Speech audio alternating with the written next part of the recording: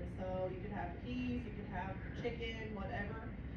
Sometimes they try to put it in the molds of what the food is supposed to look like to make it look more appetizing. Mechanical soft. That's where it's chocolate included. Yes. Yes. Thick and liquids, we have a couple of different levels. We have honey thick and then nectar thick. I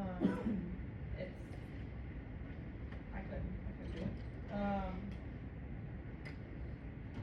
What about a diabetic diet? Low carb. Low carb, low sugar. What about a cardiac diet? Low sodium. And then a renal diet. Low potassium, more bland. Yep.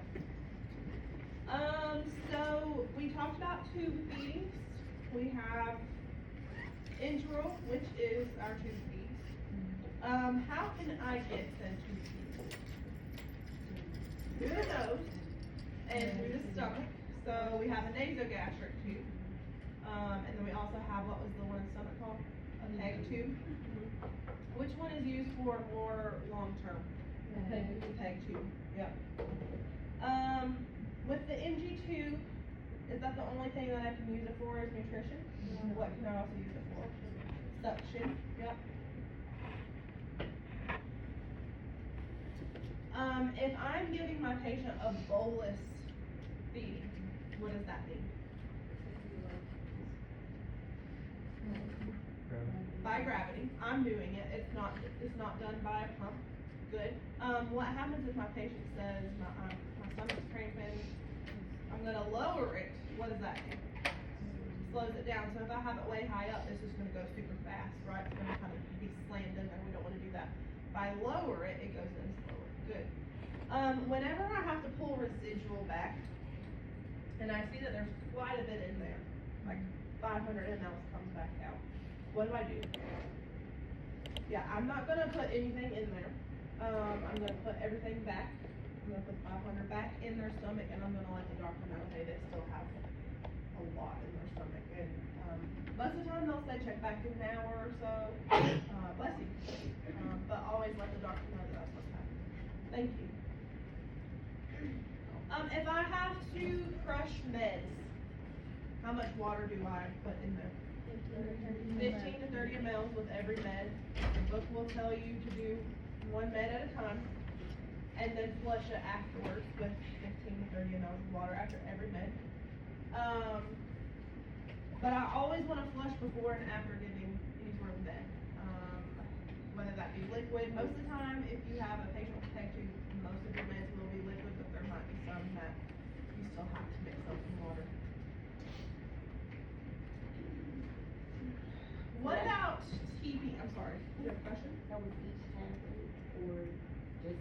Yeah, your book is gonna say, and if you're ever tested on it, it's gonna be one pill at a time. Which medications can I not crush? Capsules? But I could open the capsule. I could pour the contents in, but you said something a second. If it's extended release or controlled release. Extended release or sustained release, or if it says enteric coated, I cannot crush those. Because it just messes up with the absorption if that happens. So always pay attention to that. TPN, what does that stand for?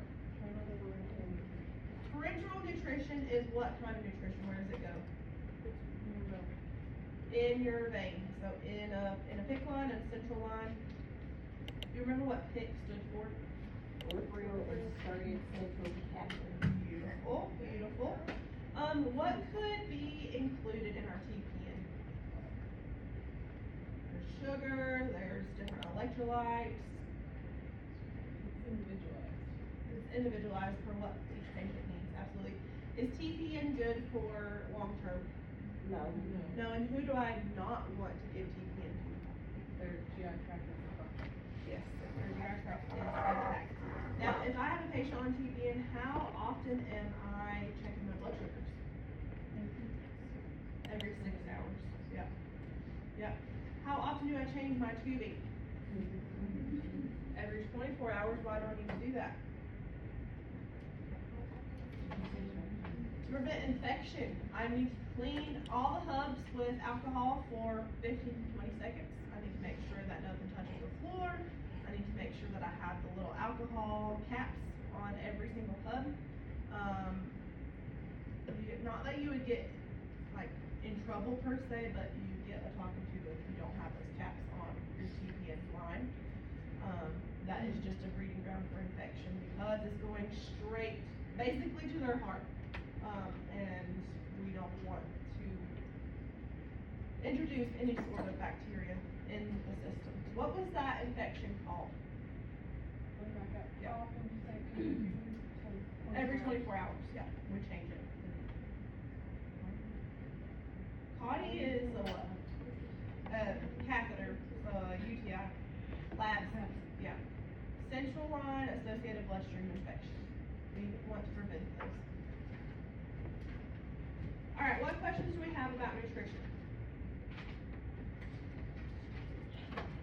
You guys wanna go ahead and take a break? And then let's start fresh? I mean, cause we've got 10 minutes.